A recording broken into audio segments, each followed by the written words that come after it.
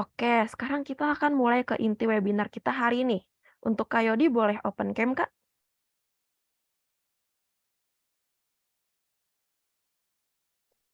Oke, halo Kak Yodi, gimana kabarnya malam ini? Halo, selamat malam. Suaraku masuk ya? Masuk, Kak. Oke, siap.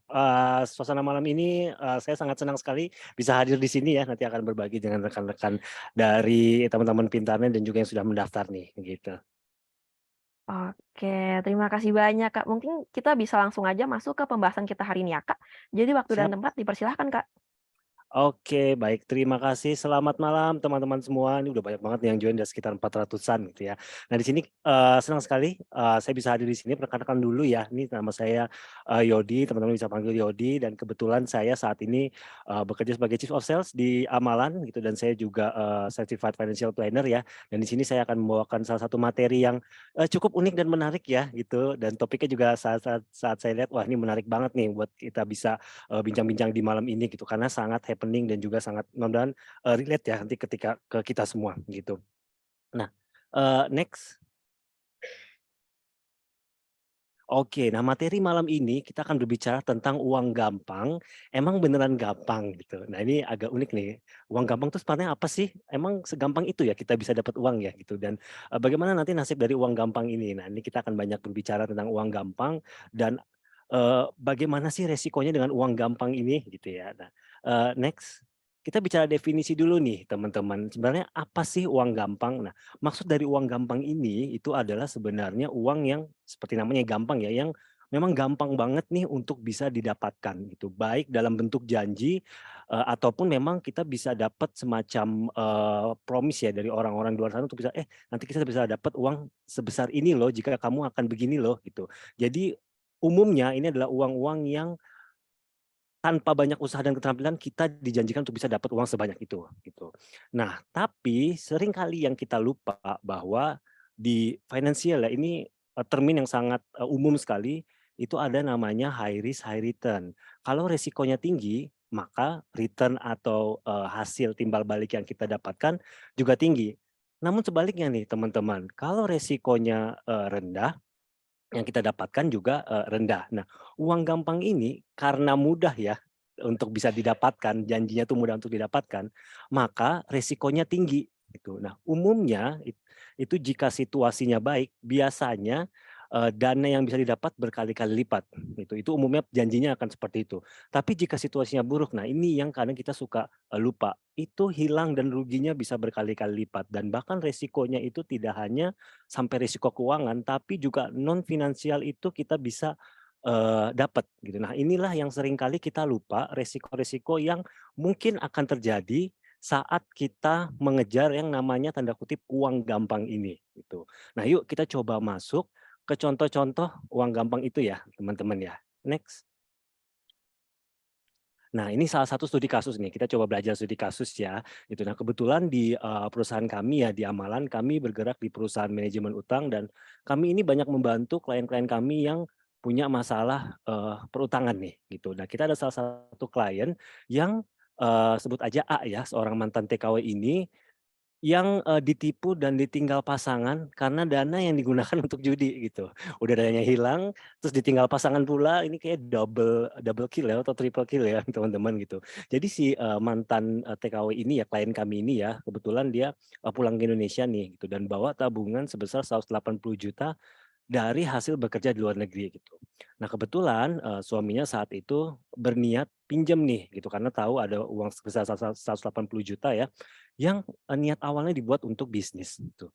Namun ternyata akhirnya uang tersebut dipakai untuk, judi online yang akhirnya tidak berbuah untung. Jadi mungkin nih suaminya berharap 180 juta ini dimasukkan ke judi online bisa berkali-kali lipat gitu ya, bisa 2 3 4 5 kali lipat, namun ternyata tidak berbuah untung gitu. Nah, kita telusuri kembali, pokok masalahnya itu apa sih, ternyata, eee, salah satu pokok masalahnya adalah si suami ini bohong nih kepada si, istrinya gitu, yang awalnya uangnya dibilang untuk berbisnis, ternyata ketahuan untuk judi online dan rugi pula gitu, yang akhirnya minta maaf dan menyesal. Lalu yang lebih menyesakkan kembali juga, ternyata si suaminya meminta si istrinya untuk pinjam modal usaha di bank. Jadi minjem lagi, dengan berutang ya, gitu. Yang, uangnya ternyata dipakai untuk judi online yang tidak untung, gitu. Dan akhirnya, si klien ini ya, klien kami si, Ibu A ini ditinggalkan oleh suaminya karena sudah, apa namanya, nggak untung ya dari judi online, dengan seorang anak dan juga beban utang, gitu. Jadi kasihan sekali ya ini si, klien kami nih yang sudah, pulang ke Indonesia bawa uang, yang uangnya sebenarnya mungkin bisa digunakan untuk hal yang lebih bermanfaat, malah dipakai untuk judi online, berutang, dan ditinggal oleh suaminya. Sehingga si, Ibu A ini harus menanggung beban utang dan harus menyelesaikan beban utang tersebut karena si suaminya tergiur untuk mendapatkan uang gampang dari judi online. Lalu ada studi kasus juga, selanjutnya next. Mungkin ini teman-teman juga sempat membaca nih studi kasus yang ini ya gitu, salah satu, bos agen, sebuah ekspedisi ternama ya, itu yang mohon maaf akhirnya harus mengakhiri hidupnya karena terlilit utang dari kala judi online juga gitu. Jadi mungkin mirip seperti kasusnya suami si Ibu A ini ya, bahwa si, bos ini tergiur nih untuk mendapatkan uang gampang dari mana? Dari judi online, yang akhirnya malah kalah, terlilit utang, tidak mampu untuk membayar hutangnya, dan akhirnya mohon maaf harus mengakhiri hidupnya karena mungkin beban utangnya berlebih, mungkin kondisi sosial juga tidak baik sehingga tanda kutip harus mengakhiri hidupnya demi, keluarlah dari masalah tersebut gitu. Nah, pokok masalahnya ada di mana gitu. Nah, eee, pokok masalahnya sini yang kita lihat adalah si beliau ini punya utang-utang yang banyak, dari judi online. Berujung ke masalah keluarga, berujung ke masalah terlilit utang, jadi beliau ini merasa sudah tidak sanggup lagi nih untuk, menyelesaikan semua bebannya, ada tekanan sosial, tekanan mungkin dari debt collector yang harus menagih utangnya, sehingga ingin mengakhiri hidupnya hanya karena tergiur oleh uang gampang tadi lewat judi online ya, teman-teman. Lalu ada studi kasus lainnya juga nih, next. Yang ini kita coba dapatkan dari studi kasus di luar negeri nih, gitu. Mungkin teman-teman sudah sering mendengar ya bahwa ada istilah namanya kripto begitu ya, gitu. Dan kripto ini kan happening banget dan banyak apa ya, mendapatkan perhatian dari orang-orang di luar sana untuk tanda kutip mendapatkan keuntungan yang cepat nih dari kripto gitu. Nah, perlu kita sadari tidak semua kripto ini bisa menjanjikan apa yang mereka utarakan gitu, karena banyak juga kasus yang sebenarnya hanya scam atau tidak benar. Ini salah satunya adalah seperti ini. Jadi ada salah satu bos kripto yang hartanya 413 triliun gitu, yang akhirnya harus bangkrut sampai masuk penjara. Nah, apa sih yang terjadi? Jadi si, Sam Bankman ini ya, salah satu pendiri perusahaan kripto ini, dia kehilangan nih kekayaannya dalam waktu singkat karena ternyata terungkap skemanya itu adalah penipuan kepada para pelanggan si yang beli kriptonya ini ya, teman-teman, gitu. Jadi si Sam Bankman ini meyakinkan banyak orang ya, bahwa ini kriptonya adalah salah satu investasi yang menarik, gitu. Namun dia diam-diam melakukan pencucian uang dari dana yang didapatkan dari masyarakat luas, gitu, yang sebesar, 10, miliar US dollar, gitu. Dan usut punya usut ternyata dia ini terlibat skema penipuan terhadap pelanggan-pelanggan kriptonya ini, karena dia salah gunakan untuk, membayar pengeluaran dan utang serta untuk investasi, yang akhirnya terpaksa harus gagal juga nih kriptonya tuh. Jadi dana-dana dari masyarakat yang hingga, 10 miliar US dollar ini, itu hilang, gitu. Nah, umumnya itu, orang-orang ya banyak sekali yang sangat tergiur dengan, "Saya mau investasi di kripto," itu karena janji untuk mendapatkan return atau tingkat pengembalian yang tanda kutip tidak masuk akal gitu ya. Kita investasi sekian kita bisa langsung dapat return 2 kali lipat, 3 kali lipat dalam waktu cepat gitu. Nah, itu sangat tidak masuk akal sehingga banyak nih orang-orang yang banyak tergiur di investasi kripto ini gitu. Nah, apa sih teman-teman kesamaan dari studi kasus yang pertama, studi kasus yang kedua, dan studi kasus yang ketiga gitu ya. Next.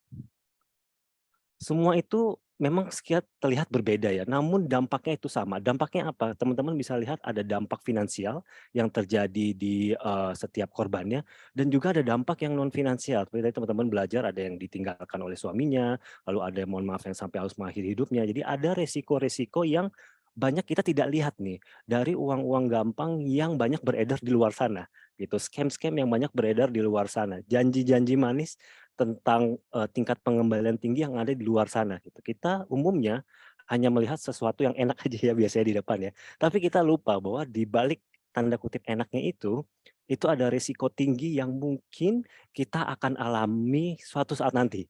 Dan kita udah belajar dari studi kasus tersebut resiko-resikonya mohon maaf semuanya sangat, nggak enak ya teman-teman dan kita nggak ingin mengalami hal tersebut ya gitu.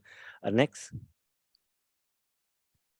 Nah, kenapa sih, uang gampang ini kebanyakan ya berujung mayoritas itu kepada kerugian bagi, nasabah atau bagi customer-nya.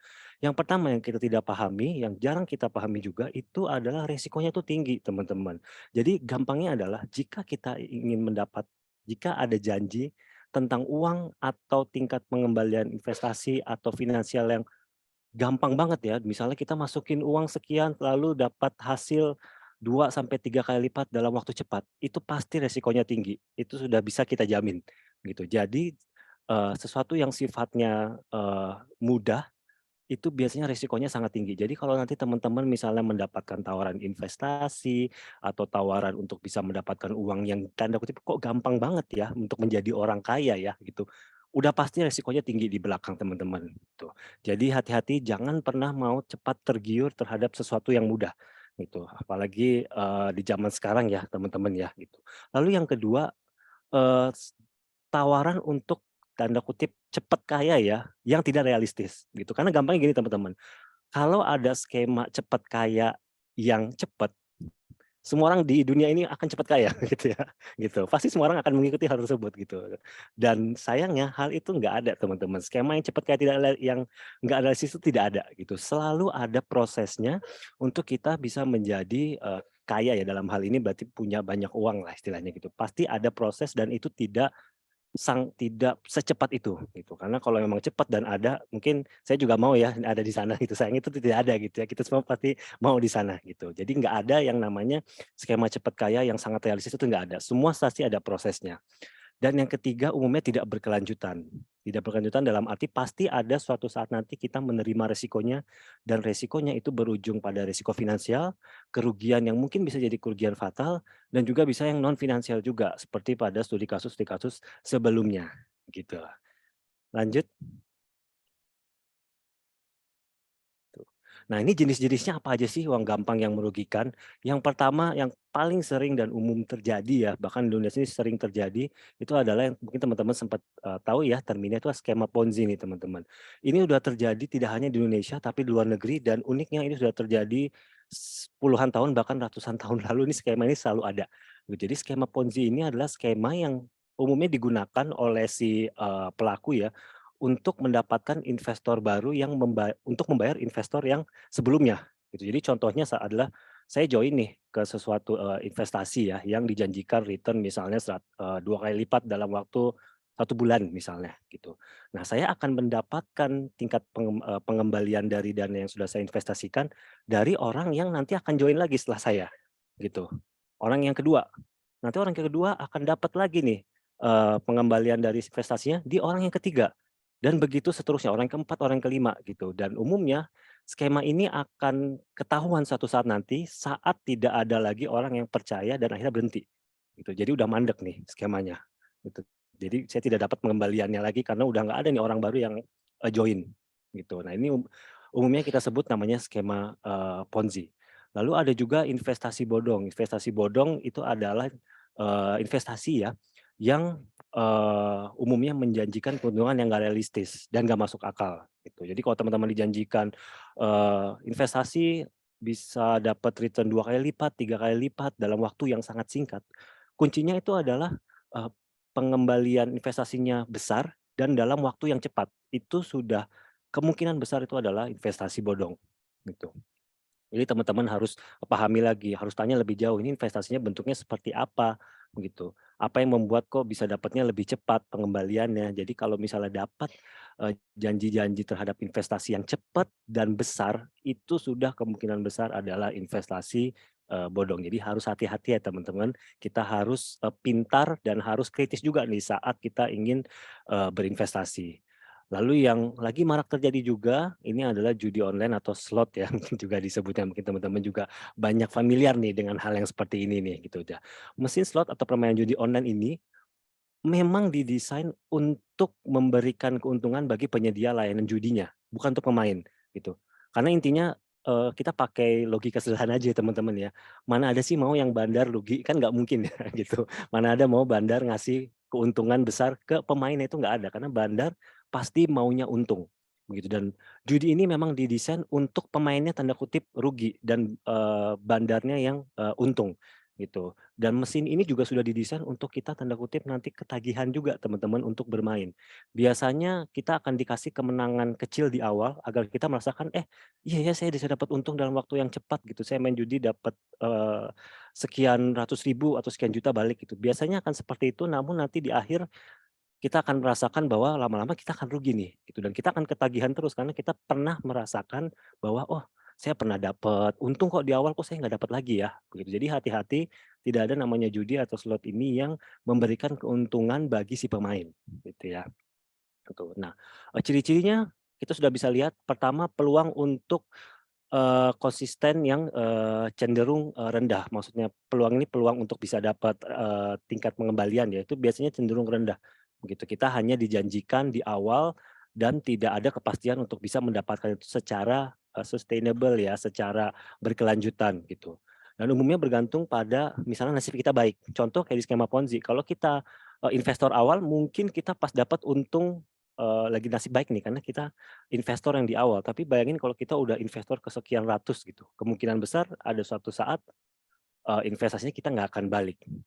Dan yang ketiga, tingginya resiko ketagihan dan kerugian finansial gitu. Kenapa sih kita bisa ketagihan ke investasi-investasi yang, merugikan ini? Karena ya itu tadi, kita dijanjikan untuk bisa mendapatkan hasil yang besar dan umumnya saat kita sudah terjun ke sana, kita ngerasa Eee, udah terlanjur nih aku terjun masa aku harus keluar gitu. Umumnya orang akan merasa seperti itu gitu dan ini yang membuat kita akhirnya ruginya makin banyak gitu karena kita udah terlanjur terjun dan kita merasa bahwa, "Oh udah kelanjung basah nih," gitu ya, saya terusin aja lagi gitu.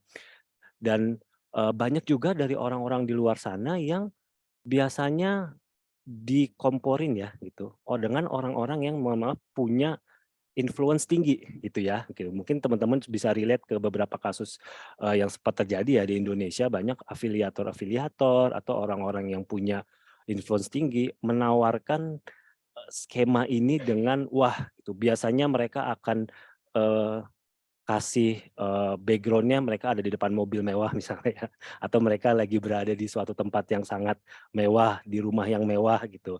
Biasanya mereka akan menjanjikan hal-hal seperti itu untuk mencuci pikiran kita bahwa, "Ih, skema ini benar-benar bisa menjanjikan sesuatu yang wow loh," gitu, padahal belum tentu, gitu. Jadi hati-hati sekali jika nanti teman-teman ada yang datang nih untuk menawarkan investasi, bahkan mungkin ke sosial media ya, menawarkan investasi dengan background yang wah, mereka ada di punya tas mewah lah, mobil mewah lah, mereka lagi di tempat yang mewah lah di luar negeri, itu harus hati-hati sekali gitu. Jangan sampai tercuci nih otaknya ya, gitu. Next, tuh. Nah, apa sih yang terjadi jika kita tetap mencari uang gampang tadi gitu ya, gitu. Nah, yang pertama itu khawatirnya adalah membungkam kesadaran gitu. Jadi banyak, kejadian juga, begitu juga, saat saya pernah menangani beberapa klien juga ya, itu banyak orang yang nggak sadar bahwa mereka mengambil keputusan yang tanda kutip "salah" gitu. Karena begini, orang kecenderungan saat sudah mengambil keputusan itu lupa bahwa keputusannya itu misalnya salah ya, bahwa keputusan itu mereka itu salah. Karena kita sudah terlanjur berinvestasi di sana, gitu. Mana ada sih orang ingin mengambil sesuatu keputusan yang salah, kan pasti nggak ada ya. Semua orang mengambil keputusan tuh pasti merasa keputusannya adalah, benar, gitu. Jadi banyak orang yang mungkin, masuk ke investasi online atau masuk ke skema Ponzi tadi, mereka sudah tahu nih bahwa kayak ini sesuatu yang nggak benar tuh, tapi mereka berusaha untuk ignore ya, mengesampingkan itu, karena mereka merasa, "Ah, saya udah terlanjur kok, terlanjur masuk, ya udah saya coba lagi deh untuk mencari, apa namanya, mencari untung," gitu. Ini banyak terjadi di judi online juga, gitu. Karena di judi online itu tadi, kita merasa dikasih yang di awal dikasih yang bagus dulu nih, gitu. Lalu kita dikasih rugi rugi dan kita merasa, "Ah, saya kan pernah dapat untung di awal, kok saya nggak bisa ya? Coba lagi terus," gitu. Dan ujung-ujungnya malah nanti terjadi resiko finansial. Gitu. Jadi banyak kejadian juga yang akhirnya mereka menggunakan tabungan, menggunakan darurat, dana daruratnya untuk investasi atau judi online, bahkan mereka tanda kutip harus ngambil utang baru nih untuk investasi di yang uang gampang ini, gitu. Dan hal-hal lainnya yang akhirnya malah berujuk ke kerugian, finansial, gitu. Next.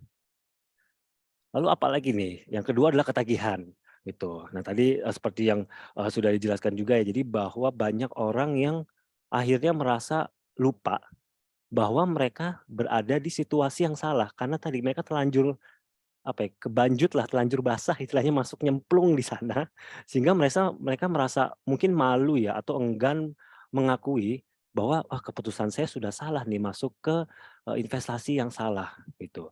Sehingga mereka akhirnya ketagihan dan berusaha untuk, terjun terus dengan harapan mereka dapat sesuatu balik lagi, gitu. Jadi mereka misalnya udah terjun, "Saya udah investasi 100 juta," padahal sudah tahu bahwa investasinya sepertinya investasi yang nggak bener nih. Tapi karena udah terlanjur investasi banyak, coba lagi deh, terjun terus deh, gitu, agar harapannya bisa dapat balik lagi nih, begitu. Dan ini banyak banget kejadian dan, sudah terbukti hal tersebut selalu terjadi, gitu. Nah, investasi bodong, skema Ponzi dan judi online ini memiliki skema yang sama, menguntungkan di awal, selanjutnya akan menguras, finansial kita, begitu. Dan biasanya orang itu akan baru berhenti setelah ada tamparan keras. Contoh misalnya bangkrut, uangnya habis, udah terlilit hutang besar, ditinggal suami atau istri misalnya, atau bahkan maaf tadi sampai ada yang harus mengakhiri hidupnya. Itu mereka baru akhirnya sadar, "Oh iya ya ternyata saya salah." Jadi pasti ada suatu titik di mana akhirnya mereka sadar, ini udah nggak bener, begitu. Lanjut, next. Dan yang ketiga yang, saya juga sering, dapat, apa namanya, dapat klien juga ya, itu adalah terlilit utang, gitu. Karena banyak juga ternyata orang yang berusaha untuk mencari uang gampang ini dengan cara meminjam utang nih, gitu. Padahal belum tentu ya uang gampang ini baliknya juga gampang, karena tadi resikonya sangat tinggi. Bisa saja resiko finansialnya yang hilang itu banyak, gitu. Jadi banyak orang-orang yang terlilit utang karena uang dari utang ini digunakan untuk investasi yang belum, jelas, gitu. Jadi bisa dipastikan investasi bodong, skema Ponzi ini, itu umumnya sebagian besar 99%, 99,99% deh, banyaknya pasti kita akan ujung-ujungnya, rugi. Gitu. Dan utang ini bisa macam-macam ya, ada yang mungkin pinjam ke keluarga, ke teman, nggak bisa bayar akhirnya nanti ada resiko sosial, mungkin dikucilkan sama keluarganya, dikucilkan sama temennya, ada yang juga menjaminkan aset, akhirnya nanti terlilit utang, asetnya terpaksa dijual, ada juga yang mengajukan di, bank atau pinjol, nggak bisa bayar, akhirnya nanti terjerat utang dan dikejar oleh debt collector. Banyak sekali kejadian yang seperti ini hanya karena uang gampang ini nih, teman-teman, itu. Lalu jika sudah seperti ini, apa nih yang bisa kita lakukan ya gitu? Lanjut, bagaimana jika, aduh saya sudah terjebak di hal yang seperti ini, solusinya seperti apa nih gitu? Lanjut. Nah, eee, mau tidak mau teman-teman, kita harus sadar terhadap perilaku yang salah gitu. Jadi teman-teman sebenarnya mengelola uang itu bukan, berarti hanya bisa dilakukan oleh orang-orang yang kaya atau orang-orang yang punya edukasi tinggi, itu tidak berhubungan dengan bagaimana kita mengelola uang. Uang itu sangat berhubungan dengan bagaimana psikologi kita nih, teman-teman, gitu. Jadi jika kita ingin, tanda kutip, "kaya", misalnya punya banyak uang, mau nggak mau yang kita harus lakukan adalah punya pengendalian diri yang bagus. Kita harus sabar nih teman-teman untuk bisa mendapatkan sesuatu yang memang kita inginkan. Tidak ada namanya jalan pintas untuk ke sana. Kalau ada, saya juga mau ikutan, boleh deh ke sana ya, gitu. Jadi stop untuk kunjungi, situs-situs yang menawarkan hal-hal yang menjanjikan dan, resikonya tinggi ya, judi online, investasi ilegal, skema Ponzi. Stop untuk mengunjungi situs-situs tersebut agar kita tidak tergiur untuk melakukan hal ke sana, gitu. Hindari juga lingkungan-lingkungan yang mengarahkan kita ke hal-hal yang seperti itu, judi online, investasi ilegal, kita hindari ya lingkungan-lingkungan seperti itu, gitu. Dan, jika memang kita ingin ke arah, finansial yang, bagus ya, mungkin, financial freedom lah istilahnya atau financial goal, apapun itu ya, gitu.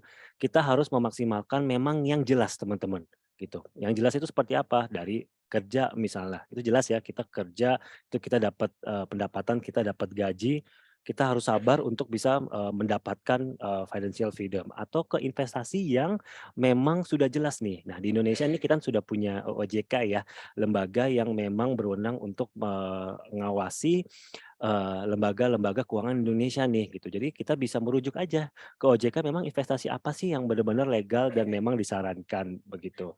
Dan, bagi teman-teman yang mungkin, "Aku bingung ini mau investasi harus kemana ya?" Gitu. Nah, teman-teman juga bisa berkonsultasi dengan orang-orang yang memang sudah ahlinya nih gitu. Jadi bisa berkonsultasi dengan, financial planner gitu, bisa berkonsultasi juga dengan orang-orang yang, punya pengalaman di sana agar tahu kira-kira investasi apa ya yang tepat gitu. Jadi mau nggak mau untuk bisa ke arah financial freedom, financial goal, kita harus sabar nih teman-teman, gitu. Jangan serakah, jangan terlalu agresif karena khawatir ujung-ujungnya rugi, kita harus sabar, pelan-pelan membangun, finansial kita, harapannya kita bisa mencapai ke arah financial goal atau financial freedom. Ingat sekali lagi tidak ada jalan pintas yang benar-benar bisa membuat kita cepat, langsung cepat kaya itu, tidak ada. Selalu ada jalan pelan untuk ke sana gitu ya, step by step.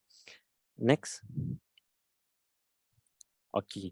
Nah, banyak hal yang bisa kita lakukan ya untuk beralih ke sesuatu yang sifatnya lebih aman nih ya teman-teman gitu. Ada beberapa contoh, contohnya misalnya, program afiliasi. Ini program di mana teman-teman bisa mendapatkan komisi setelah, me-refer suatu produk atau layanan tertentu gitu ya gitu. Jadi kita banyak sekali sering dapat sekarang ya karena sosial media sudah sangat booming, internet sudah sangat booming booming, banyak konten kreator yang memanfaatkan ini nih, gitu. Memanfaatkan program afiliasi untuk menawarkan produk-produk, tertentu untuk mendapatkan uang dari hasil yang sudah diafiliasikan, gitu ya, tuh.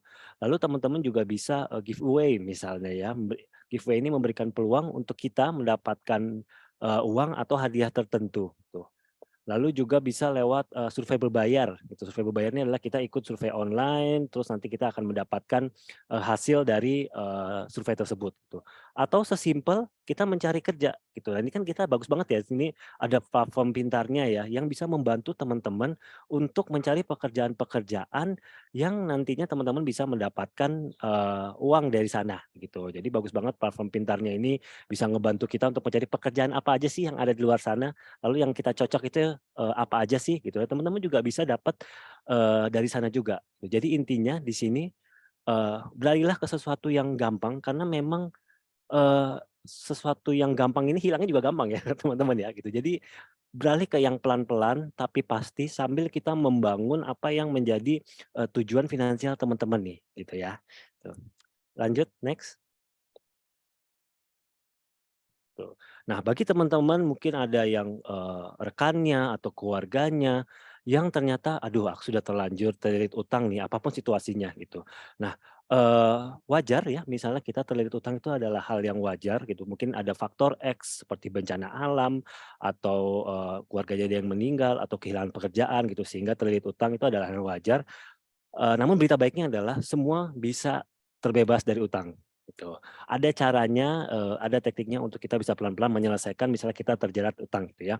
Nah, Amalan sendiri kami adalah satu-satunya perusahaan yang tercatat di OJK ya, yang bisa membantu customer atau klien untuk menyelesaikan utang dan terbebas dari utang, begitu. Nah, jadi kami di sini, membantu klien-klien kami untuk melunasi utang kayak kartu kredit, KTA, atau yang lagi marak juga pinjol ya gitu, untuk, membantu mereka bagaimana sih caranya keluar dari utang satu persatu gitu. Jadi kami akan membantu, bernegosiasi ya nanti dengan pihak pemberi pinjaman contohnya dengan pinjol ya, untuk mendapatkan keringanan penyelesaian utang gitu. Karena biasanya orang berutang umumnya itu ada faktor X atau ada kondisi finansial yang akhirnya udah nggak sanggup lagi nih untuk membayar utangnya gitu. Lanjut. Oke, sepertinya sudah, selesai ya materi yang, saya sampaikan mengenai uang gampang ini. Mudah-mudahan bisa memberikan, pemahaman nih ke teman-teman bahwa uang gampang itu nggak gampang supaya teman-teman ya, gitu. Uang gampang ini, harus hati-hati karena emang nggak beneran gampang, karena hilangnya juga gampang dan resiko untuk kehilangannya itu sangat besar, resiko finansial dan juga resiko non finansial. Jadi saran dari saya adalah beralihlah ke sesuatu yang sifatnya sudah pasti, sudah jelas, walaupun pelan setidaknya itu memberikan kenyamanan dan jaminan kepada teman-teman terhadap resiko yang kita bisa hadapin. gitu. Jadi, hindari sesuatu yang sifatnya sangat menjanjikan, yang sangat wow ya, itu hindari saja karena resikonya sangat besar dan, khawatirnya akan memberikan resiko finansial dan non finansial yang, tidak bisa kita hadapin. Begitu, terima kasih teman-teman terhadap atensinya, mudah-mudahan bisa memberikan pemahaman baru nih untuk rekan-rekan, pintarnya dan setelah ini kita open untuk, Q&A ya teman-teman. Saya kembalikan ke moderator pintarnya, silahkan.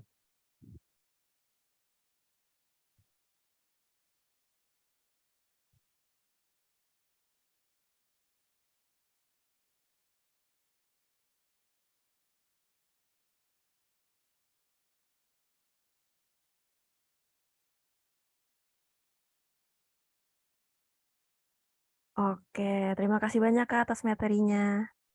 Kita akan masuk ke sesi Q&A ya Kak. Siap. Oke, sebentar. Ini ada pertanyaan nanti, saya kirim di kolom chat ya Kak. Oke. Oke, ada dari Kak Danu Eka Putra. Pertanyaannya, investasi apakah yang aman dan memiliki resiko rendah? Dan jenis investasi apa yang baik? Oke, siap. Bagus sekali nih pertanyaannya dari, Kak Danu. Investasi apa sih yang aman dan risiko rendah? Investasi apa yang baik? Nah, saran dari saya investasi yang aman itu investasi yang sifatnya, pengembaliannya, eee, rendah ya teman-teman. Pengembaliannya sekitar, mungkin sekitar 3 sampai, 5%. Contohnya adalah obligasi pemerintah, kayak misalnya, Sukuk ataupun Ori ya, ini, cukup aman karena dijamin oleh pemerintah tingkat return-nya, gitu. Itu teman-teman, salah satu investasi yang cukup, aman nih yang bisa teman-teman bisa, masuk gitu. Namun kembali lagi karena tingkat pengembaliannya, tidak tinggi ya, itu jadi perlu waktu nih untuk bisa dapat return yang, diharapkan gitu. Lalu investasi selanjutnya yang cukup aman juga mungkin teman-teman paham emas ya, teman-teman. Kalau yang ingin investasi di sifatnya real yaitu teman-teman bisa masuk di, investasi emas karena kecenderungan ini emas, bisa tahan terhadap inflasi juga dan cenderung nilainya cukup, stabil nih teman-teman, gitu. Jadi 2 ini yang, saya bisa sarankan nih untuk investasi-investasi yang sifatnya, aman ya teman-teman. Investasi ini bisa ada banyak gitu ya, jadi nanti misalnya mungkin pintarnya ada, sesi tentang investasi, mungkin kita bisa bicara tentang investasi apa saja sih gitu yang bisa menjadi pilihan kita gitu, karena tergantung nanti resikonya teman-teman. Jadi kembali lagi kalau resikonya tinggi, return-nya juga tinggi gitu dan juga sebaliknya gitu. Jadi kalau berbicara tentang aman, nanti return-nya juga nggak terlalu besar nih teman-teman. Jadi 2 ini adalah investasi-investasi yang mungkin bisa dijadikan pilihan teman-teman ini untuk yang pengen aman-aman aja nih, nggak mau yang resiko-resiko tinggi ya, gitu. Terima kasih Kak Danu. Oke, terima kasih Kak atas jawabannya. Selanjutnya ada pertanyaan dari Kak Yasmiena Diani. Pertanyaannya, apakah ada jenis investasi yang relatif aman dan menguntungkan dalam kondisi perekonomian yang tidak stabil? Waduh, Dan jika itu investasi bodong, apa yang harus saya perhatikan agar dapat mengidentifikasi investasi bodong dan melindungi diri saya dari dari penipuan penipuan investasi. investasi? Oke, siap. Terima kasih Kak Syasmin atas pertanyaannya. Jadi investasi yang relatif aman menguntungkan dalam kondisi perekonomian yang tidak stabil. Emas itu salah satu yang, cukup bagus ya teman-teman yang saya lihat ya, karena di kondisi yang tidak stabil, contoh kayak di situasi pandemi kemarin itu cukup, aman untuk kita bisa, menanggung resiko yang mungkin terjadi dan harganya juga cukup stabil. Jadi teman-teman bisa masuk ke sana gitu. Lalu obligasi pemerintah itu juga cukup bagus karena umumnya ditanggung oleh pemerintah sehingga tingkat resikonya, cukup baik ya, cukup rendah gitu. Jadi saya selalu menyarankan 2 ini sih untuk orang-orang yang memang baru ingin terjun ke investasi yang sifatnya, ingin aman gitu. Tapi jika teman-teman punya apa ya, tingkat, resiko toleransi yang mungkin cukup tinggi ya gitu, teman-teman bisa masuk ke investasi saham sebenarnya gitu. Cuman saya tidak menyarankan bagi teman-teman yang memang, "Aku pengen aman-aman aja deh Kak," gitu. Biasanya 2 ini yang akan, saya sarankan ke orang-orang yang pengen aman dulu, pengen melihat, kayak gimana sih investasi gitu. 2 hal ini yang teman bisa masuk. Lalu tadi dari Kak Yasmin pertanyaan kedua, identifikasinya seperti apa ya untuk yang investasi bodong ya gitu, oke. Nah, umumnya investasi bodong tuh pertama mereka menjamin tingkat pengembalian yang cukup wow banget gitu ya. Wow itu teman-teman bisa membandingkan dengan, deposito di bank. Misal deposito di bank contoh 1 bulan tingkat pengembaliannya misal 3 sampai 4% gitu. Lalu ada orang yang menjanjikan, jauh di atas itu, misalnya saya bisa mengembalikan tingkat pengembalian 20% atau bisa 2 kali lipat dalam kurun waktu 1 bulan, gitu. Jauh banget ya sama deposito bank yang cuman sekitar, 3 sampai 5% dalam kurun waktu 1 bulan. Ini berarti ada sesuatu nih, gitu. Pasti ini sesuatu investasi yang nggak benar, gitu. Jadi kalau jaminannya, tingkat pengembaliannya cepat dalam jumlah yang besar, itu sudah menjurus pasti ke investasi bodong atau investasi ilegal, gitu. Lalu yang kedua, teman-teman juga, bisa lihat ya di platform OJK juga ya gitu, karena OJK juga punya namanya Satgas Waspada Investasi. Di sana OJK selalu update tentang, investasi-investasi baru nih, yang cenderung ke investasi ilegal. Jadi teman-teman bisa, buka websitenya OJK, bisa lihat apa aja sih, jenis investasi-investasi baru yang sifatnya mungkin ilegal, gitu. Jadi saran dari saya jika ingin investasi, ke yang aman-aman aja, jangan pernah tergiur ke sesuatu yang sifatnya wow, tingkat pengembaliannya besar dalam waktu yang cepat, itu sudah hampir pasti adalah investasi bodong, gitu. Terima kasih Kak Yasmin. Oke, terima kasih Kak atas jawabannya. Selanjutnya ada dari Kak Afifah, izin bertanya, keunggulan dari amalan sendiri dibanding kompetitor lain itu apa ya? Terima kasih. Oke siap, Kak Nurul Afifah ya. Terima kasih atas pertanyaannya. Keunggulan amalan apa sih dari banding kompetitor lain gitu. Jadi, kami sendiri di sini, membantu klien kami untuk bisa memberikan solusi nih, bagaimana sih bisa keluar dari jeratan, utang ya gitu. Karena basically itu, saat kita berutang ya ke lembaga pemberi pinjaman, itu sebenarnya bisa dinegosiasikan untuk dapat keringanan, gitu. Kita tetap harus bisa membayar ya, namanya utang itu adalah sesuatu yang wajib untuk diselesaikan, gitu. Tapi cara menyelesaikannya itu kita bisa mendapatkan keringanan dari si pemberi pinjaman, gitu. Nah, keringanannya seperti apa sih? Keringanannya salah satu yang paling simpel adalah kita bisa mendapatkan, diskon atau potongan utang, gitu. Jadi contohnya kita misalnya utang 10 juta ya, misalnya kita nggak bisa mampu bayar karena ada beban finansial gitu, let's say kita ada bencana alam atau misalnya putus pekerjaan misalnya, sehingga kita tidak bisa membayar pinjaman tersebut nih, gitu. Nah sebenarnya utang itu kita bisa negosiasi nih ke pihak pemberi pinjaman, dengan mengajukan alasan gitu, mengajukan alasan bahwa saya saat ini ada kesulitan pinjaman, saya tidak mampu membayar, tapi saya ada etikat baik untuk menyelesaikan gitu.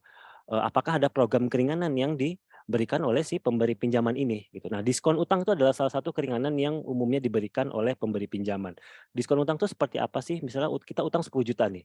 Nah, kita mungkin dengan diskon utang itu kita bisa diringankan, oke bayar 7 juta aja deh gitu. Jadi diringankan dari 10 ke 7 juta gitu.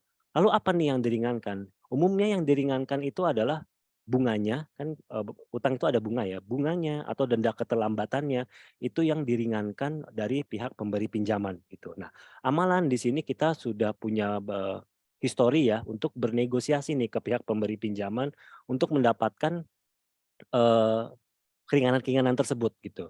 Karena idealnya keringanan tersebut nggak mudah nih sebenarnya kita dapetin ya. Jadi di sini saya tidak ingin mengajarkan bahwa, oh ternyata utang bisa di, diskon ya segala macam. Tapi di sini kita ingin mengajarkan bahwa kalau kita ada masalah finansial, itu kita punya jalan kok, kita punya metode kok untuk bisa menyelesaikan melalui program keringanan.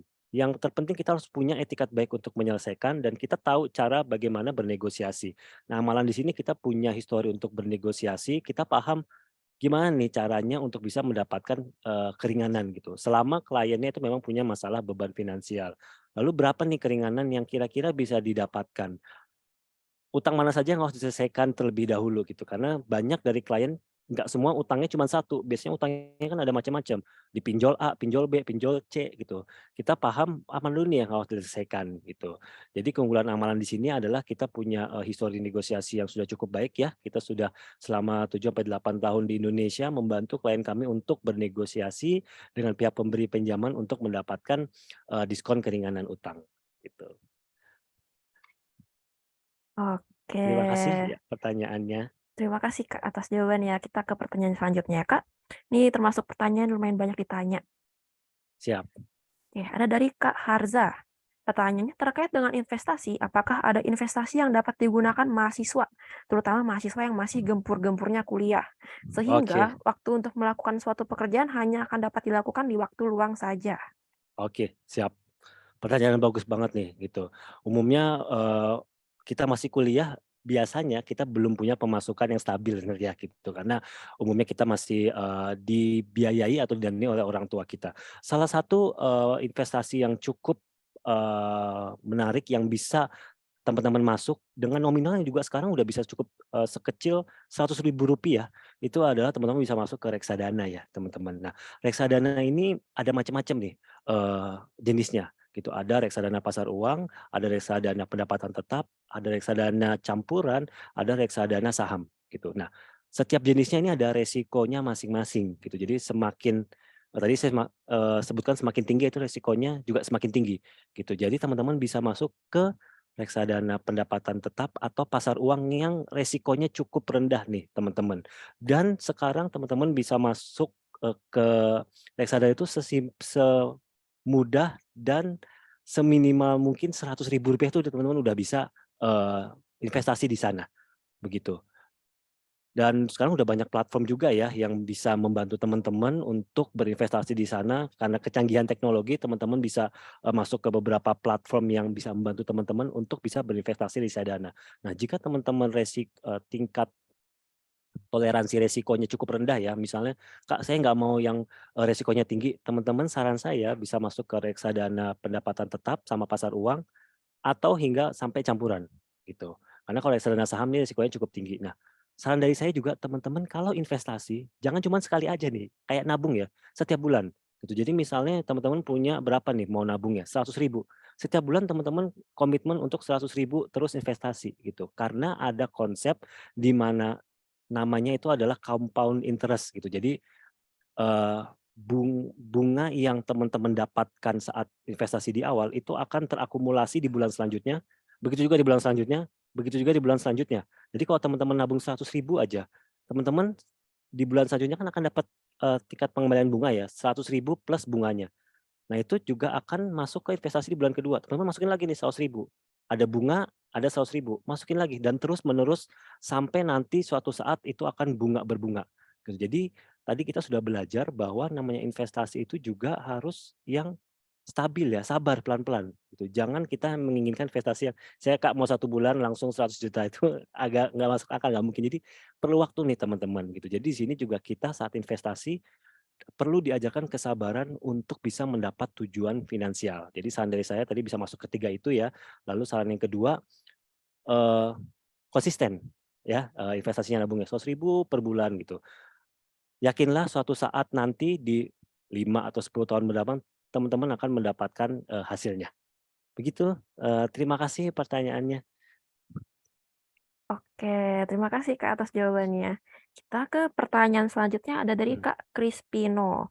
Pertanyaannya, apa bedanya menabung dengan investasi? Lalu pertimbangan apa saja yang diperlukan apabila ingin melakukan investasi? Oh sip, very good questions ya. Apa apa sih yang membedakan kita harus menabung di investasi dengan yang tidak gitu? Jawabannya adalah karena inflasi nih teman-teman ya, gitu. Jadi teman-teman mungkin paham ya bahwa dulu kita, saya dulu waktu, kuliah ya saya makan, nasi ayam itu saya 5.000 aja mungkin udah dapat teman-teman. Itu sekitar 10 tahun yang lalu ya, mohon maaf teman-teman ya, kelihatan umurnya udah berapa. Tapi sekarang mungkin udah nggak dapet nih, mungkin harus minimal 15.000 ya, gitu. Mungkin kalau di kota besar di Jakarta udah harus sekitar 25.000 ya, tergantung makannya di mana gitu. Nah itu namanya inflasi teman-teman, bahwa setiap perjalanan waktu kita, even 1 hari, 2 hari, itu harga akan terus naik. Itu namanya inflasi gitu. Nah, dengan kita menabung di investasi, harapannya kita bisa melawan inflasi. Karena uang 10.000 sekarang dengan 10.000 di masa depan itu nilainya akan berbeda.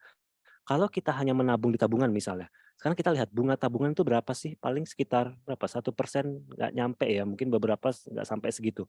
Kita nanti teman-teman bisa cari rata-rata inflasi di Indonesia tuh berapa persen tahunannya, gitu.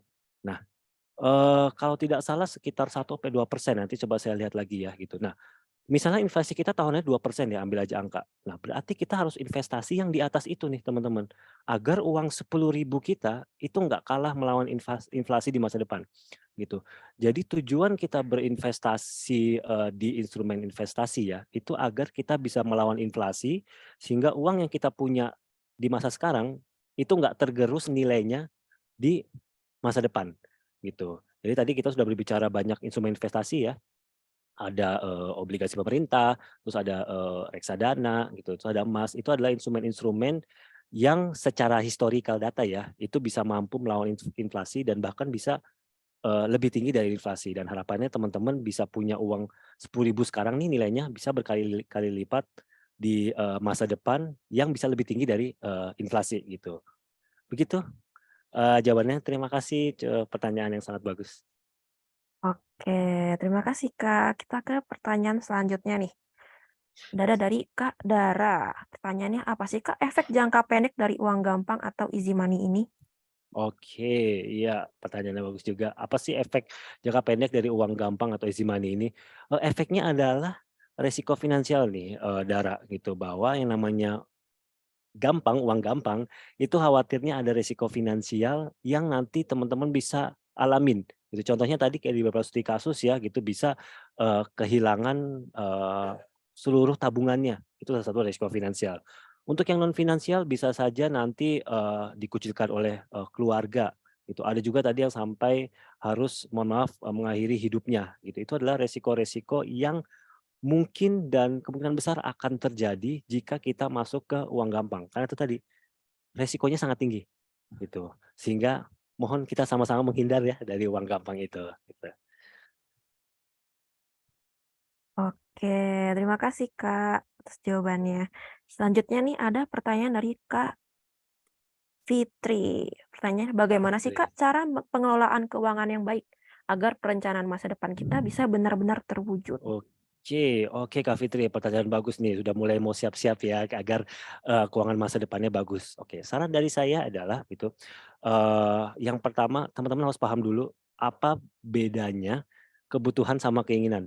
Itu harus paham dulu, karena banyak orang yang nggak paham gitu. Ada yang melihat sesuatu di sosial media, karena sosial media kita ini udah sangat canggih banget ya gitu. Kita ngomong sedikit, kita lagi diskusi nih ngomongin tentang sepatu, tahu-tahu di sosial media keluarlah iklan sepatu, itu udah sangat serem banget sebenarnya gitu. Tahu-tahu kita, "Eh, aku pengen beli," gitu. Nah, kita harus paham dulu, apa yang kita, ingin beli itu kebutuhan atau keinginan gitu. Yang pasti kita harus mengutamakan kebutuhan dulu nih teman-teman. Kebutuhan itu apa? Kebutuhan adalah sesuatu yang kita butuhkan untuk bertahan hidup. Jadi kayak misalnya sandang pangan ya, makan, minum gitu dan juga, mungkin tempat tinggal ya, tempat tinggal kalau misalnya masih ngekos berarti biaya kos gitu. Itu hal-hal yang harus diutamakan dulu, saat, teman-teman mengeluarkan dana. Jadi harus paham dulu kebutuhan sama keinginan. Nah kalau teman-teman udah paham, oh ini kebutuhan, oh ini, keinginan. Teman-teman yang kedua lakukan yang namanya budgeting atau penganggaran. Nah ini yang mungkin sangat, sulit ya mungkin dilakukan oleh kita semua ya, karena butuh kedisiplinan. Penganggaran itu maksudnya adalah kita menganggarkan nih, dari pemasukan kita contoh berapa, misalnya kita dapat, penghasilan kalau, UMR Jakarta itu sekitar 4.000.000, sekitar 4,4 ya, juta. Nah dari, pemasukan yang masuk, berapa yang dipakai untuk kebutuhan nih? Berapa persen? Oke, saya buat makan sekian rupiah, saya buat minum sekian rupiah, biaya kos misalnya sekian rupiah, lalu untuk jalan-jalan sekian rupiah, lalu untuk nabung sekian rupiah. Itu harus dianggarin. Jadi kita paham berapa yang harus kita keluarin. Nah, rule of thumb-nya ya, ini aturan bakunya, yang sederhana aja gitu. Kebutuhan itu kita 50% dari, seluruh, pemasukan ya, 50%, lalu 30% buat keinginan, 20% itu buat, tabungan, gitu. Ini rule sederhana, tapi setiap orang mungkin akan berbeda tergantung kondisinya masing-masing. Tapi jika teman-teman bertanya, "Emang berapa sih rasio yang, gampang?" Gampangnya sementara seperti itu, 50% teman-teman buat kebutuhan, buat makan, buat minum, biaya, kos, biaya transportasi juga misalnya untuk, yang kerja misalnya. Lalu, 30% untuk keinginan kayak jalan-jalan, nonton, film dan sebagainya, biaya buat hangout ya, dating itu juga bisa masuk sini ya. Lalu 20% itu buat nabung. Jadi jangan lupa tadi investasi ya, investasi buat nabung dana darurat itu 20% nih, gitu. Nah, kalau teman udah menganggarkan, yang ketiga adalah disiplin untuk, mengikuti penganggarannya tersebut, gitu. Kalau misalnya memang kita mohon maaf nggak ada dananya, ya udah memang kita mungkin belum saatnya untuk membeli sesuatu, misalnya saya mau beli sepatu tapi anggarannya belum cukup, ya sudah berarti tahan hasrat kita untuk membeli gitu, hasrat untuk mengonsumsi itu kita tahan. Jangan sampai kita hanya ingin, membeli sesuatu karena kita punya hasrat yang tinggi ya, tahu-tahu nanti kita akan, menyesal gitu. Jadi ini, eee, rule sederhananya dulu untuk teman-teman punya pengeluaran finansial yang baik gitu. Nanti teman-teman setelah itu bisa akan belajar tentang, kebutuhan dana darurat, terus kebutuhan investasi gitu. Tapi yang saya sarankan adalah 2 ini dulu, yaitu bedakan kebutuhan dan keinginan, lalu punya anggaran budget yang, baik, lalu yang ketiga yang sangat saya sarankan juga punya dana darurat ya teman-teman gitu. Dana darurat ini adalah dana yang nanti teman-teman akan gunakan saat situasi darurat terjadi. Gampangnya adalah 6 sampai 12 kali dari kebutuhan pokok bulanan yang teman-teman keluarkan. Jadi misalnya tadi gajinya 4,4 juta misalnya gitu. Lalu kebutuhan pokok bulanannya berapa? Anggap saja 2 juta rupiah setiap bulan. Jadi 2 kali 6 minimal 12 juta sampai 24 juta teman-teman harus miliki sebagai dana darurat gitu. Teman-teman udah ngelakukan 3 ini aja, teman-teman sudah sangat baik sekali dalam, melakukan, eee, ko anggaran finansial teman-teman ya. Begitu, semoga dapat membantu ya jawabannya. Oke, sangat membantu sekali jawabannya ya, Kak. Oke, kita ke pertanyaan selanjutnya ada dari Kak Wahidin. Pertanyaan, dengan Oke. maraknya aplikasi Mhm, pinjol baik legal ya maupun ilegal, ya, bagaimana cara kita agar bisa terhindar dan tidak tergiur dengan kemudahan yang ditawarkan seiring dengan oke. kondisi ekonomi yang sangat mendesak? Segini, oke, iya, ini, sangat dilematis sekali ya memang gitu karena, hadirnya, pinjol ini ada manfaat baiknya gitu, tapi untuk pinjol yang, legal ya, kalau ilegal kita kesampingkan deh, namanya ilegal jangan sekali-sekali kita coba sesuatu yang ilegal karena risikonya tinggi gitu. Jadi, pinjaman, online sebenarnya ada manfaatnya untuk orang-orang tertentu gitu, untuk kondisi-kondisi itu ada manfaatnya. Tetapi banyak dari kita lupa, kita belum siap untuk mengajukan pinjaman gitu. Jadi untuk kita agar hasrat kita tidak tergiur untuk mengajukan pinjaman, itu mau nggak mau balik lagi ke kondisi psikologis kita, pengendalian diri kita tuh kita harus balik lagi.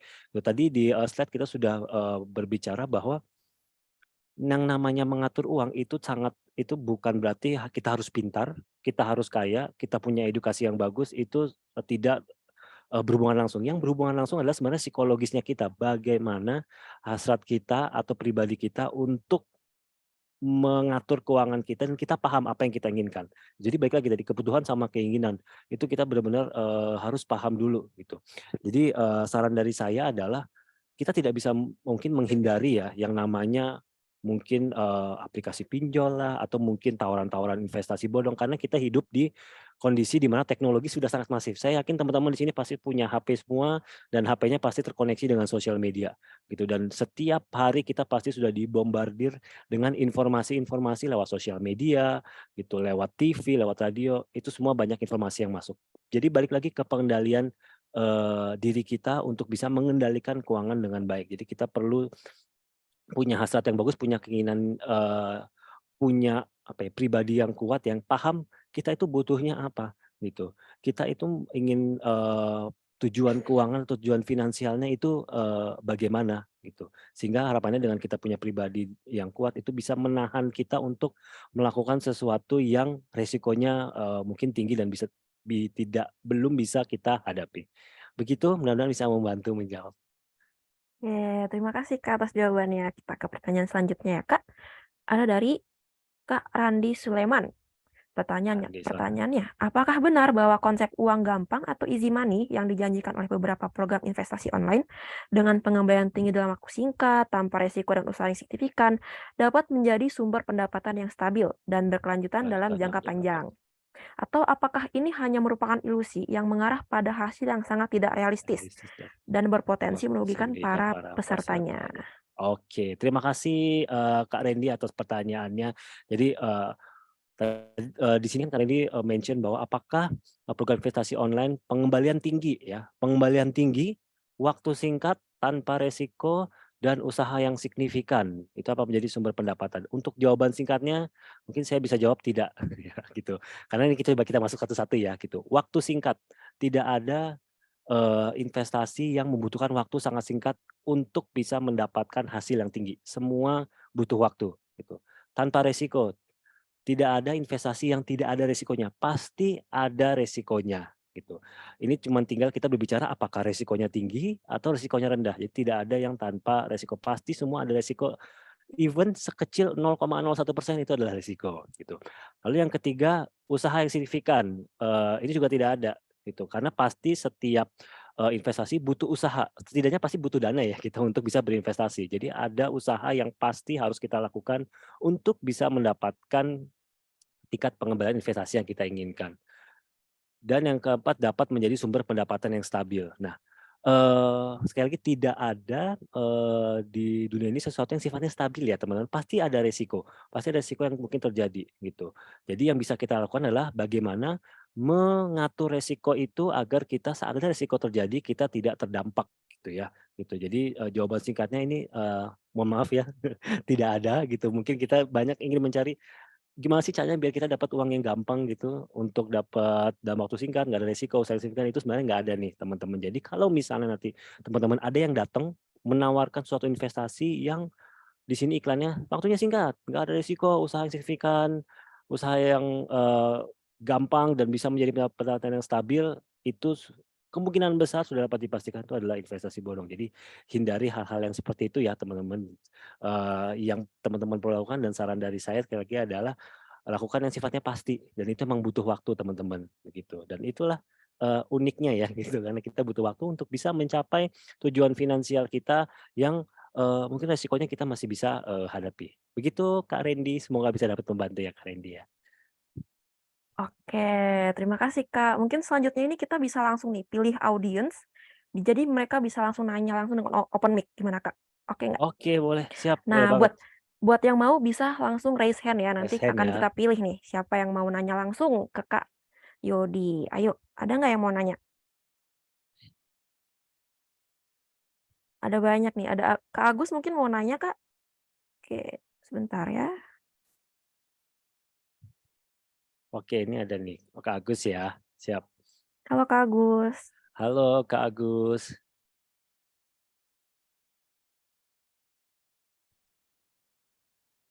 Halo, Kak.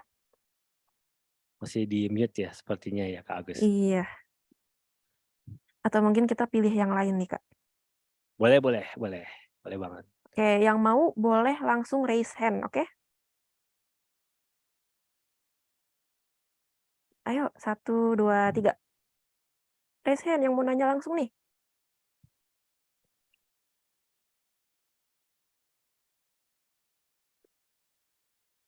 Yuk, Nah, ada oh nih ada Kak tuh Arif. satu. Oke. Halo, Kak. Halo Halo Kak Kak, Arif.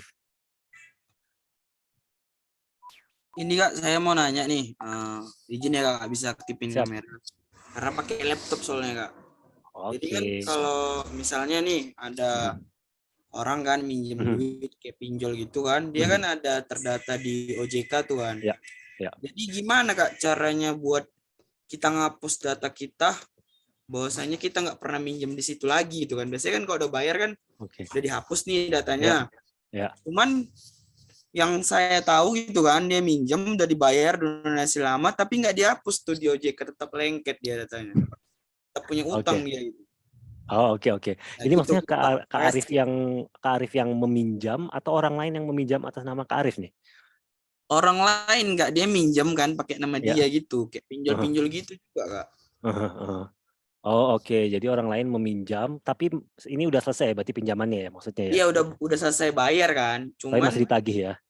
bukan ditagih Kak, cuman kan dia kan mau minjam lagi nih ke bank Heeh, kan, dia oke. minjam kan ke pinjol pinjaman Ya, online. Jadi mhm. dicek oleh bank bahwasanya dia punya pinjaman yang terdaftar di OJK. Padahal dia udah bayar Oh, sebenarnya, udah oh lunas, oke. cuman masih ada datanya belum Masih dihapus. nyangkut ya? Gimana solusinya? Oke oke, ya ya, menarik menarik. Thank you Kak Arif. Nah, ini, Oke Kak. siap. Ini banyak terjadi juga ya di klien-klien kami ya di amalan. Jadi minjem, udah lunas, tapi namanya masih nyangkut ya tanda kutip itu bahwa pinjamannya belum lunas, belum selesai, begitu. Nah, yang perlu teman-teman, pahami bahwa, pihak pemberi pinjaman itu punya kewajiban untuk melapor ke, kredit biro ya, kalau di Indonesia kredit bironya tuh di OJK ya, itu untuk melapor ke kredit biro bahwa misalnya Kak Arif nih, Kak Arif ini udah selesai ya pinjamannya, itu adalah kewajiban si pemberi pinjaman. Karena kewajiban kita sebagai, meminjam ya, yang peminjam itu adalah membayar utang pastinya. Nah, pemberi pinjaman tuh punya kewajiban untuk memberitahu nih ke kredit biro bahwa namanya udah selesai. gitu. Jadi yang teman-teman paham ya bahwa setiap kita meminjam, nama kita tuh tercatat di kredit biro bahwa oh kita pernah minjam di bank A atau di pinjol A sekian lancar atau udah lunas tuh tercatat semuanya gitu. Jadi itu kewajiban dari si pemberi pinjamannya untuk melapor gitu. Nah, teman-teman bisa lakukan misalnya nih ternyata kok nama saya masih nyangkut ya di sana. Saya udah selesai kok masih bilang belum selesai gitu. Nah, teman-teman punya hak untuk meminta ke si pemberi pinjaman, "Tolong dong, saya udah selesai nih, kamu, eee, lapor lapor ke kredit biro bahwa pinjaman saya udah selesai." Nah, itu dia pentingnya teman-teman harus punya bukti bahwa pinjamannya udah selesai. Kalau di pinjol itu biasanya lewat ini ya, lewat apa, aplikasi ya atau, lewat email gitu. Jadi saat teman-teman sudah menyelesaikan pinjaman, pastikan ada surat lunasnya atau di aplikasinya udah tulisan selesai lunas gitu. Jadi teman bisa screenshot itu bahwa, "Oh ini saya udah lunas." Pastikan tuh harus ada dulu karena itu buktinya teman-teman bahwa teman-teman sudah menyelesaikan. Atau misalnya teman-teman ternyata udah transfer, screenshot aja buktinya bahwa teman-teman udah transfer untuk penyelesaian gitu. Jadi gunakan itu sebagai bukti untuk melapor ke si pihak pemberi pinjaman bahwa, "Saya udah lunas, tolong kamu lapor ke OJK bahwa saya sudah melunasi itu." Begitu. Nah, itu salah satu langkah yang bisa kita lakukan untuk bisa menghapus atau menyelesaikan ya pinjaman kita mungkin tanda kutip masih nyangkut itu ya di, OJK atau di kredit biro. Begitu Kak Arif.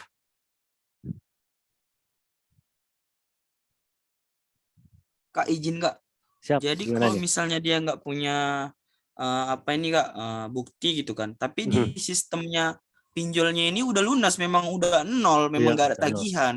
Mhm, Tapi di sistem OJK masih ada, itu gimana itu Kak? oke.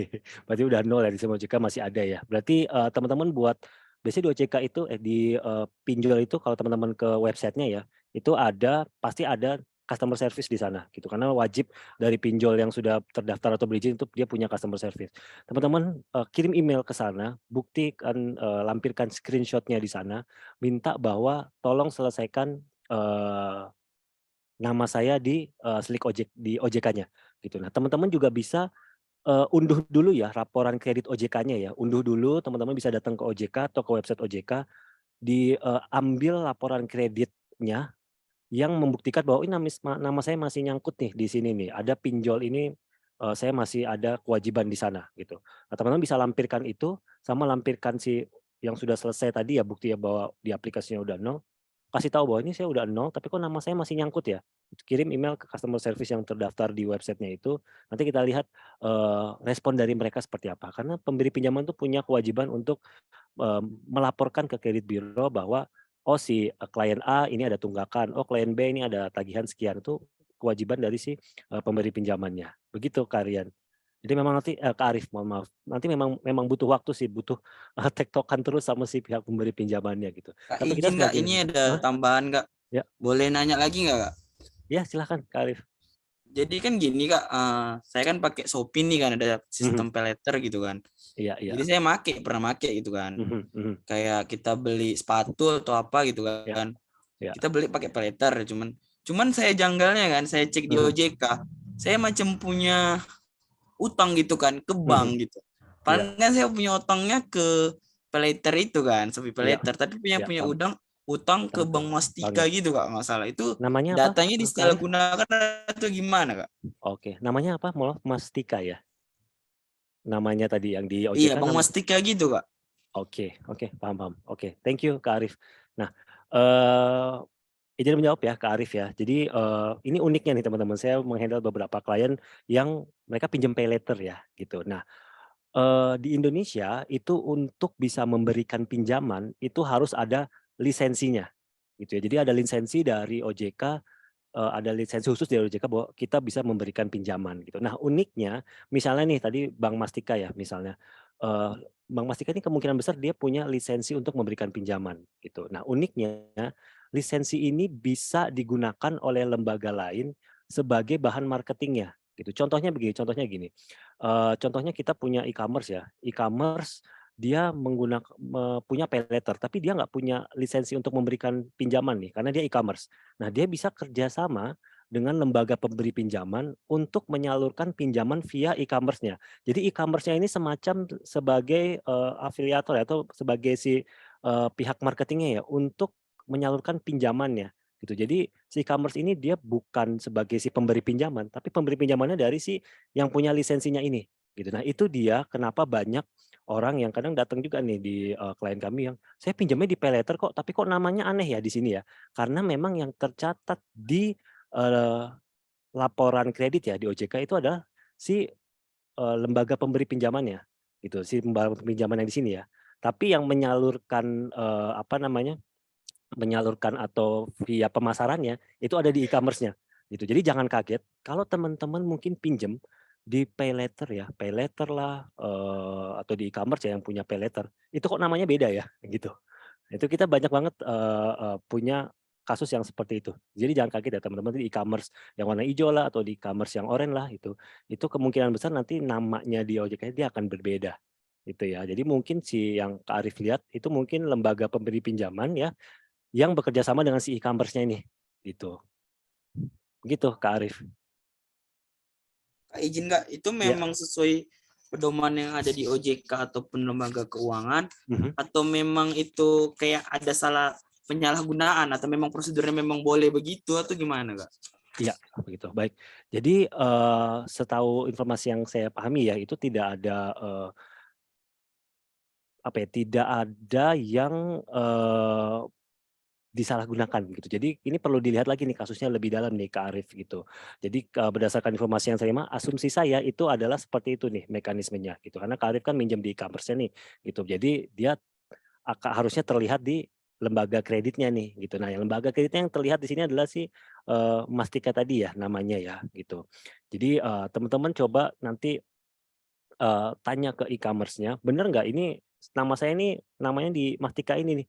Gitu. Jadi, ini pengalaman yang kita sering alami ketemui di lapangan banyak dari klien-klien kami yang minjem di e-commerce namanya ini, berbeda nih gitu. Jadi perlu dipastikan kembali Eee, bener nggak, mungkin teman-teman bisa tanya ke pengawasnya, bener nggak ini namanya di, biro kreditnya adalah si lembaga X, lembaga Mastika tadi misalnya atau lembaga B misalnya gitu. Jadi perlu dipastikan kembali ya Kak Arif ya, di sini saya belum bisa mengatakan apakah ini, penyalahgunaan atau bagaimana. Mudah-mudahan bisa membantu jawabannya Kak Arif. Oke, terima kasih ya untuk Kak Arif nih pertanyaannya luar biasa. Siap Oke, aku akan kasih satu pertanyaan terakhir ya, Kak, ya, Kak, siap. untuk menutup webinar hari ini. Oke, ada dari Kak Liana. Kalau hutang terlanjur lebih besar 80% dari pendapatan, bagaimana cara mengatasinya, Kak, agar bisa Oke, tetap Kak, boleh. menabung? Terima kasih. Oke, oke. Nah, bagus sekali ya pertanyaannya. Jika kita sudah terlanjur utang lebih dari 80% dari pendapatan, gimana nih caranya agar bisa tetap menabung? Nah, untuk informasi teman-teman ya, rasio yang wajar antara pendapatan dengan hutang itu saran dari saya adalah di 30%, maksimal 35% lah. Jadi kalau misalnya kita punya pendapatan sekitar 10 juta misalnya, rasio utang kita cicilan per bulannya itu di angka 3 juta deh maksimal gitu. Nah, bagaimana jika sudah 80% dari pendapatan? Jadi punya, 10 juta pemasukan, 8 jutanya dipakai untuk, bayar cicilan utang. Itu berarti teman-teman sudah beban utang berlebih. Nah, gimana caranya agar kita bisa tetap menabung?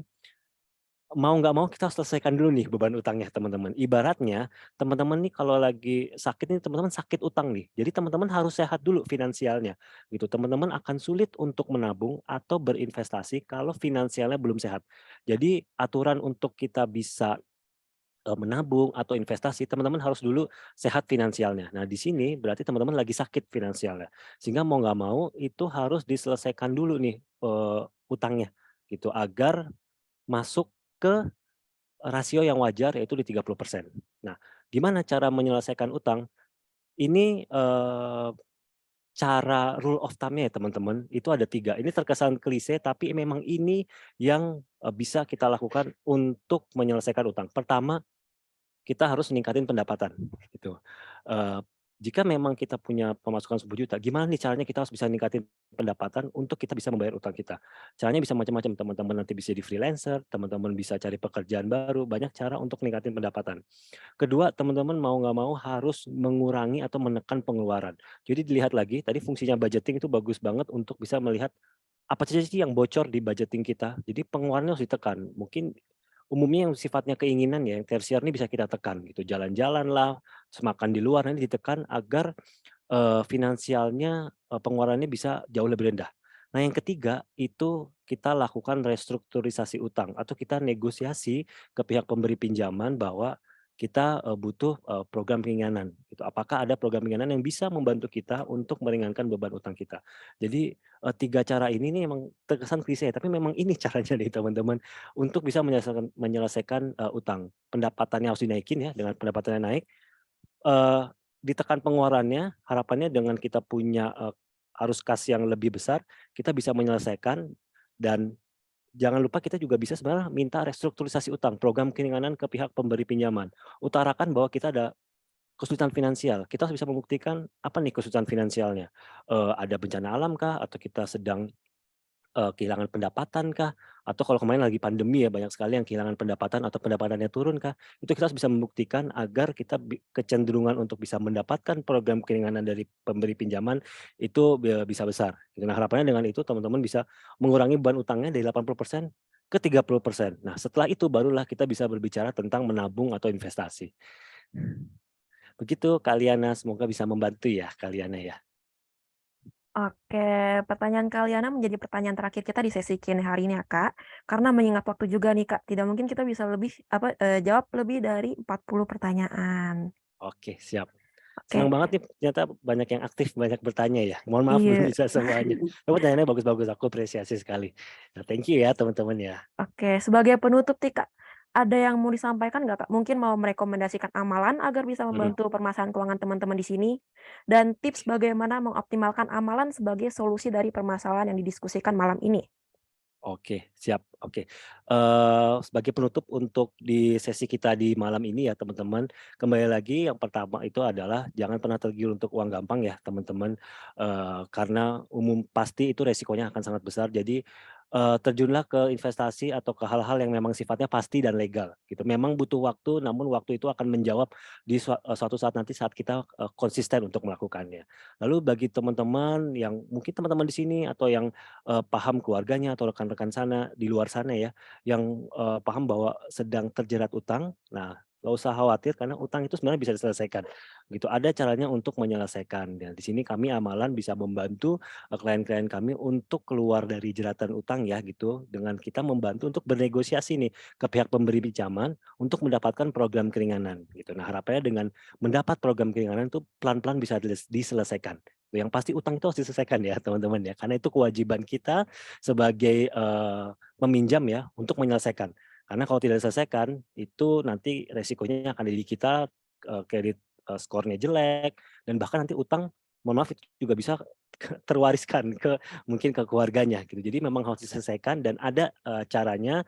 Dan utang itu juga kita tidak perlu malu ya, karena utang itu juga, eee, hal yang wajar kita tiba-tiba terjerat utang karena mungkin ada, faktor X dan lain sebagainya. Jadi kami Amalan bisa membantu, klien-klien kami untuk bisa menyelesaikan, utangnya satu persatu, kita bantu untuk bernegosiasi dengan pihak pemberi pinjaman untuk mendapatkan program keringanan dan pelan-pelan kita bantu untuk bisa keluar dari jeratan utang. Terima kasih atas atensinya, teman-teman senang sekali bisa berbagi di sini, berdiskusi di sini gitu dan menjawab pertanyaan teman-teman yang luar biasa ini. Thank you teman-teman. Oke, terima kasih banyak Kak Yodi untuk materi dan jawabannya, dan semoga bisa bermanfaat nih buat partisipan kita hari ini. Nah, mungkin kita bisa foto bareng dulu ya Kak, berdua. Siap siap. Oke, 1, 2, 3. Oke, sekali lagi. Oke, 1, 2, 3. Oke, terima kasih Kak. Mungkin kalau Kakak mau meninggalkan ruangan, boleh meninggalkan ruangan terlebih dahulu ya Siap. Kak. Oke, terima kasih.